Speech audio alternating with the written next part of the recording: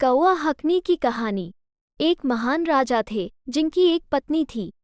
राजा की कोई संतान नहीं थी।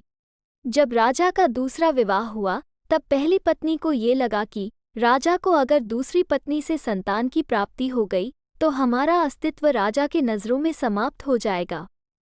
राजा मुझे सम्मान नहीं देंगे। इसलिए पहली पत्नी अपने दासी से मिलकर इस समस्या पर बात करती है।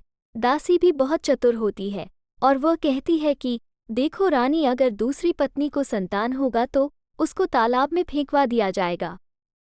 कुछ समय बाद जब राजा की दूसरी पत्नी गर्भवती होती है तो राजा एक घंटी बांधते हैं और दूसरी पत्नी से कहते हैं कि अगर किसी भी तरह की कोई परेशानी हो तो इस घंटी को बजा देना, मैं पूरा दरबार छोड़कर तुम्हारे पास आ जाऊंगा। दासी ने एक षड्यंत्र रचा। एक दिन रानी से कहती है कि रानी, राजा तो कह गए हैं कि सब छोड़कर आ जाएंगे, लेकिन आएंगे कि नहीं, एक बार आजमा कर तो देख लो। चालाक दासी की बात सुनकर रानी घंटी बजाती है और राजा सब काम छोड़ रानी के पास आ जाते हैं। इस पर रानी कहती है कि मैं तो आजमा रही थी कि आप सच में आते हैं या बस यूं ही कह गए हैं।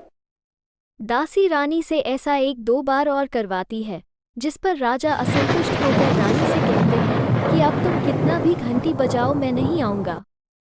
और फिर वो घड़ी आती है जब रानी संतान को जन्म देने वाली होती है। रानी घंटी बजाती रह जाती है लेकिन राजा नहीं आते। उनकी दूसरी पत्नी जुड़वा बच्चों को जन्म देती है, जिसमें पुत्र और पुत्री दोनों होते हैं। इधर राजा की पहली पत्नी दासी के साथ मिलकर के षड्यंत्र बनाती है और दोनों बच्चों को गांव से कुछ दूर ले जाकर जमीन के अंदर गड़वा देती है और पूरे क्षेत्र में ये खबर आग की तरह फैल जाती है कि राजा की दूसरी पत्नी ने तो बच्चे की जगह ईंट और पत्थर को जन्म दिया है। ये खबर सुनकर राजा बहुत गुस्सा होता है और अपनी पत्नी को फटे पुराने कपड़े पहनाकर नगर में कौवा उड़ाने के लिए भेज देता है, जिससे उसका नाम कौवा हकनी पड़ जाता है। लोग उसे इसी नाम से बुलाते थे।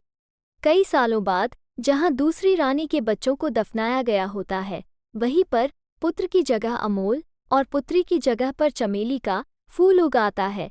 ये फूल इतने खुशबूदार होते हैं कि पूरे क्षेत्र के वातावरण को ही बदल देता है।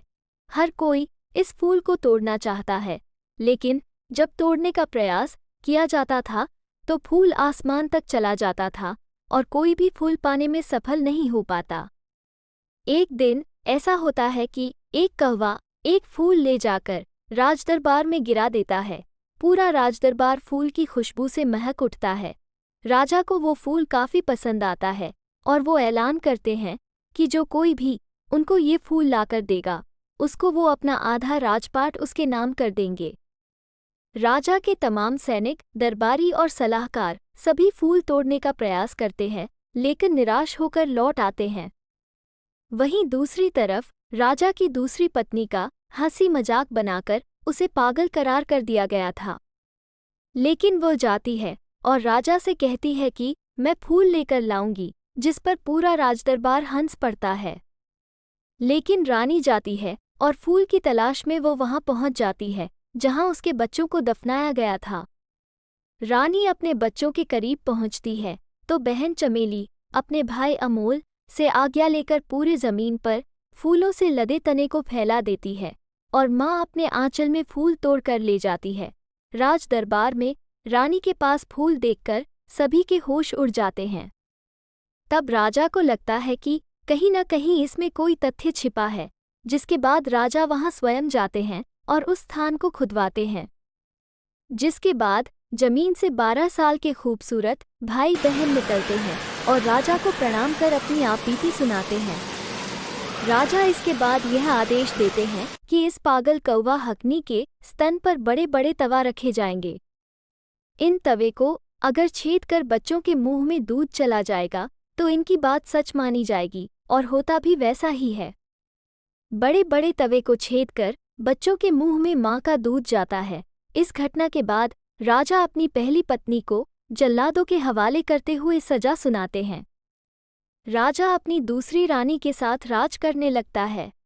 इस तरह एक माँ को न्याय मिलता है और बुराई का अंत होता है।